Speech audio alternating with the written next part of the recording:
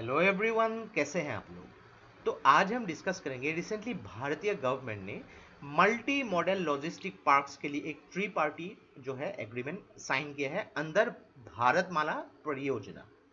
तो यहाँ पे ये मल्टी मॉडल लॉजिस्टिक पार्क की कंप्लीट कॉन्टेक्स्ट क्या है, किस तरीके से इसको डेवलप की जाएगी, इसके मेन जो मल्टी मॉडल लॉजिस्टिक्स पार्क के बारे में समझेंगे, किस तरीके से इकोनॉमी को यहाँ पे ये डेवलप कर सकती है, और उसके साथ भारतमाला परियोजना के बारे में भी हम थोड़ा सा एक इंट्रोडक्शन लेंगे। तो देखिए, from governance point of view के हिसाब से देखिए या फिर इकोनॉमिक्स पॉइंट ऑफ व्यू के हिसाब से बहुत ही इंपॉर्टेंट वीडियो होने वाली है। तो इस वीडियो का अंत तक बिल्कुल देखते रहिएगा। और इससे पहले अगर आप लोगों ने हमारे चैनल को अब तक सब्सक्राइब नहीं किया है तो इसको प्लीज सब्सक्राइब कर लीजिए, ताकि आने वाले ऐसे ही वीडियोस के नोटिफिकेशन इसी तरह आपको मिलते रहे। तो चलिए आज का वीडियो शुरू करते हैं। तो रिसेंटली गवर्नमेंट ऑफ इंडिया ने एक ट्री पार्टी एग्रीमेंट साइन किया है regarding the multi modal logistic park under the Bharatmala परियोजना।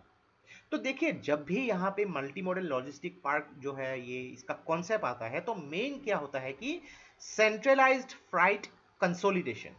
तो ये बहुत ही इंपॉर्टेंट टर्म है, ऐसे वर्ड्स आप यूज कर सकते हैं आपके आंसर राइटिंग में। तो इसका मतलब क्या है, इसको हम थोड़ी देर बाद डिटेल में समझेंगे।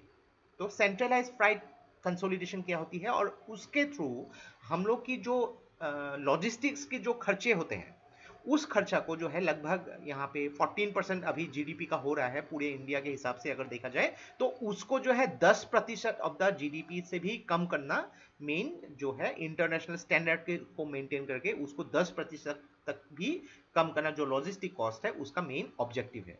तो यहाँ पे ये ट्री पार्टी एग्रीमेंट साइन किया गया था between the national highways logistic management limited, inland waterways authority of India और रेल विकास निगम लिमिटेड। तीन अलग अलग आप देख सकते हैं ट्रांसपोर्टेशन यहाँ पे जो टाइप्स देख सकते हैं मेनली।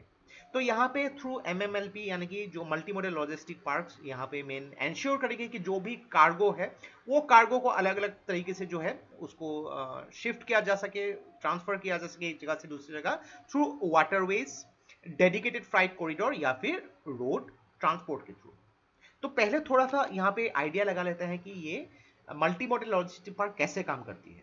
तो एक इमेज के जरिए इसको स्टडी करते हैं। देखिए कि मुंबई से अगर तीन जगह महाराष्ट्र में यहाँ पे मुंबई से, थाने से और जेएनपीटी यहाँ से अगर दिल्ली, गुड़गांव या फिर नोएडा लेके जाना है, यानी कि वेस्ट से लेके नॉर्थ के लेके जाना है, तो अभी के हिसाब से यहाँ पे क्या हो रहा है कि मुंबई से यहाँ पे 10 टन की एक जो है ट्रक दिल्ली जा रही है, थाने से लेके 10 टन की एक ट्रक जो है यहाँ पे गुड़गांव जा रही है, और जेएनपीटी से जो नोएडा जा रही है। तो यहाँ पे क्या हो रहा है कि 3 गुना खर्चा हो रहा है।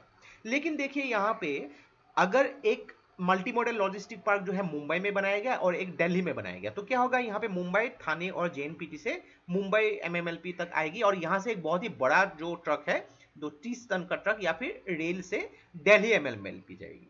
तो यहाँ पे दिल्ली से अलग अलग जगह यहाँ पे शिफ्ट होगी। तो ये एक मॉडल है यहाँ पे जिसको हम बोल सकते हैं हब एंड स्पोक मॉडल। तो यहाँ पे देखिए ये मैं एक एग्जांपल दे रहा हूँ, लेकिन यहाँ पे 3 जगह नहीं, जो बहुत सारे जगह हो सकते हैं, और यहाँ पे जो है इनकमिंग जो है 3 जगह से ही नहीं, अलग अलग जगह से भी हो सकती है। तो यहाँ पे थ्रू इंडियन वाटरवेज हो गया या फिर रेल से जो है ट्रांसफर की जा सकती है। तो आप अंदाजा लगा सकते हैं खर्चे कितने कम हो सकते हैं यहाँ पे। तो इसके बारे में डिटेल में समझ लेते हैं यहाँ पे। तो जैसे कि यहाँ पे डिस्कस किया कि एमएमएलपी जो multi modal logistic park concept, ये हब एंड स्पोक मॉडल के ऊपर स्थित है, जिसको अभी हमने डिस्कस किया यहाँ पे। तो यहाँ पे क्या करेगा कि ये एक इंटीग्रेट करेगा अलग अलग model of freight transport through highways, railways या फिर इनलैंड वाटरवेज के थ्रू।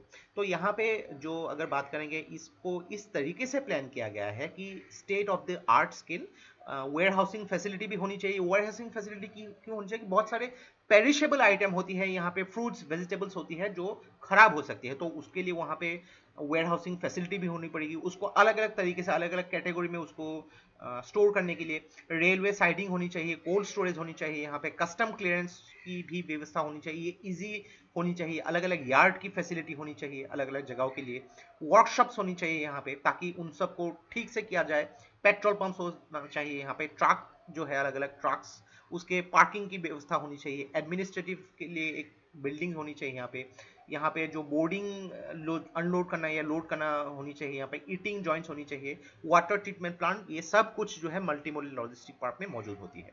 तो मेनली देखिए एमएमएलपी जो है ये कॉन्सेप्ट एक टेक्नोलॉजी ड्रिवन कॉन्सेप्ट है जो अलग अलग तरीके से उसको इम्प्लीमेंट किया जाएगा।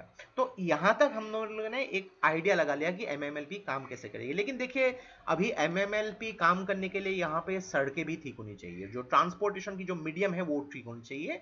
तो यहाँ पे भारतमाला की कॉन्सेप्ट आती है। तो भारतमाला को अगर आप ठीक से देखेंगे, इकोनॉमिक कॉरिडोर जो है उसकी पोटेंशियल 9000 किलोमीटर तक बढ़ानी है, inter corridor and feeder route जो है 6000 किलोमीटर तक बढ़ानी है, national corridors efficiency improvement 5000 kilometre, BR जो border roads and international connectivity 2000 kilometre तक, coastal roads and port connectivity 2000 kilometre तक, ग्रीनफील्ड एक्सप्रेसवे।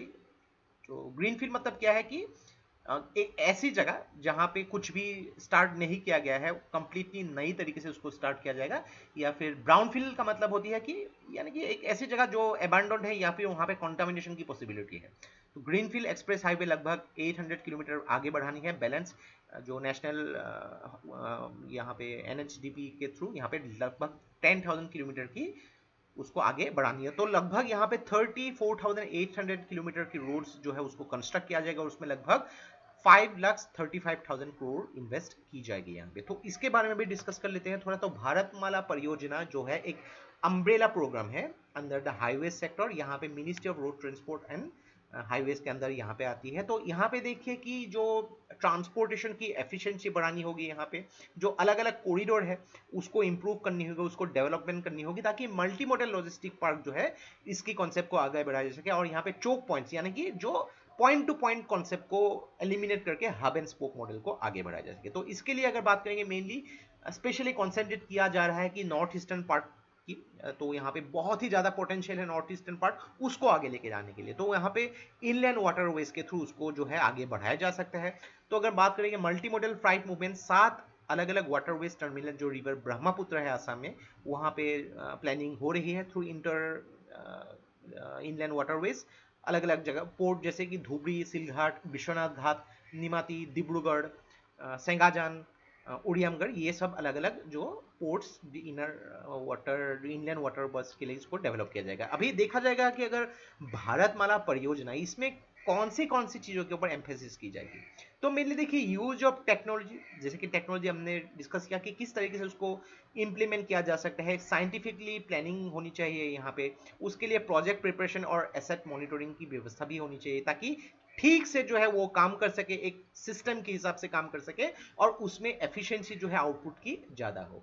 तो यहाँ पे जो है फ्लाइट की जो यानी कि जो ट्रांसपोर्टेशन की एफिशिएंसी यहाँ पे उसको और भी आगे लेके जाना चाहिए थ्रू यहाँ पे जो लॉजिस्टिक्स के साथ यहाँ पे पैसेंजर मूवमेंट भी होनी चाहिए थ्रू आउट द कंट्री, और यहाँ पे क्रिटिकल इंफ्रास्ट्रक्चर गैप भी इसको आगे बढ़ाना है, यानी कि जो भी अलग अलग इंफ्रास्ट्रक्चर डेवलपमेंट होनी चाहिए उसको भी यहाँ पे साथ में करनी होगी। और यहाँ पे नॉट ओनली इनसाइड इंडिया, जो कनेक्टिंग नेबरिंग कंट्रीज है जैसे कि बांग्लादेश हो गया, भूटान हो गया, नेपाल हो गया, म्यांमार हो गया, थाईलैंड हो गया, उनकी भी कॉरिडोर को बढ़ाना है। तो अगर बात करेंगे बांग्लादेश, भूटान, नेपाल, इसको बढ़ाया जा सकता है आगे, और म्यांमार और थाईलैंड के साथ हम लोग कनेक्टिविटी बढ़ा सकते हैं थ्रू नॉर्थ ईस्ट। तो यहाँ पे जब भी ये ट्रांसपोर्टेशन होती है, यहाँ पे सैटेलाइट मैपिंग कॉरिडोर भी होनी चाहिए, ताकि यहाँ पे जो भी चीजें ट्रांसफर हो रही है उसको मॉनिटर भी किया जा सके। तो एक चीज देखिए कि भारतमाला परियोजना ये अपने आप में ही एक बहुत ही बड़ा कॉन्सेप्ट है। अगर आप चाहते हैं कि भारतमाला परियोजना के ऊपर मैं एक्स्ट्रा एक वीडियो बनाऊं, तो डेफिनेटली मैं उसके ऊपर बनाऊंगा, लेकिन यहाँ पे थोड़ा सा एक इंट्रोडक्शन ले लिया एक स्मॉल पार्ट का ही, लेकिन अगर देखा जाए ये बहुत ही ज्यादा इंपॉर्टेंट एक पॉइंट है। तो ये था हम लोग का complete analysis regarding the multi modal logistic park जो गवर्नमेंट ऑफ इंडिया ने एक ट्रीपार्टिएट एग्रीमेंट साइन किया है अंदर भारतमाला परियोजना। तो काफी कुछ पहलुओं के ऊपर यहाँ पे हम लोगों ने डिस्कस किया। आशा करता है इस वीडियो से आपको बहुत कुछ चीजें सीखने को मिलेगा, और ये वीडियो अगर आप लोग को अच्छा लगे इसको प्लीज लाइक कीजिए, इसको सब्सक्राइब कीजिए, इसको शेयर कर दीजिए, बिकॉज ऐसे वीडियोस बनाने के लिए हम लोग को बहुत ज्यादा मेहनत और रिसर्च की जरूरत होती है, और आप लोग का सपोर्ट हम लोग को बहुत ज्यादा इंस्पायर करता है और भी हार्ड वर्क करने के लिए। तो आज के लिए बस इतना ही, देखते रहिए study rise, take care, thank you and जय हिंद।